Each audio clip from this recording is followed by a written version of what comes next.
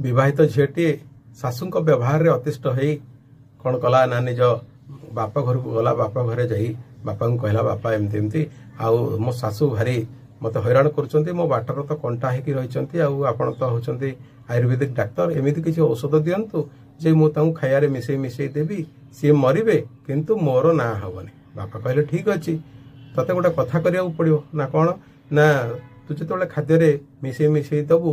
तू किंतु व्यवहार ठीक करू व्यवहार ठीक कले तते आउ कहीं भाभी पारे जे तू ही औषध देकी मारिचु बोली बापा विदाय नहीं झील से कौन कला ना सबुदिन टिके मिसईकी दी भल कथबार्ता करे गोड़ हाथ मोड़ामोड़ी कर दिए भल व्यवहार देखाए धीरे धीरे शाशु बोहूर ये परिवर्तन देखी सी कौन कले ना घर चाबी आणिकी बहु हाथ में देले कहले तू हूँ मो घर लक्ष्मी है शाशुंकर ये परिवर्तन देखी बहु कांदी पकईला सी कौन कला दिनकर शाशु परमिशन नहीं कि निज बाप घर को गला कहला बापा आमती किसी औषध ना जे मो शाशु न मरिकी बंचीजे ना कौन है ना बापा मु जो भावुली शाशु होती मो बाटर कंटा बोली प्रकृत में शाशु मोर बहुत भल निज माँ ठू भी बड़का से मते न देखिले खाऊना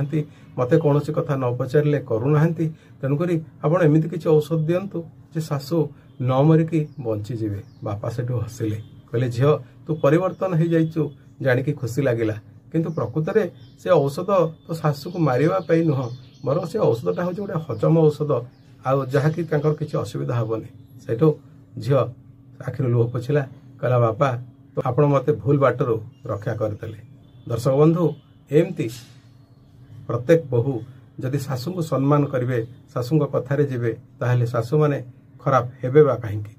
प्रकृत में शाशु माने होचंदी पूरा आपणकर स्वामींकर बो तेणुक सी भी जड़े माँ सी बा पर झीटा को हैरान करेंगे कहीं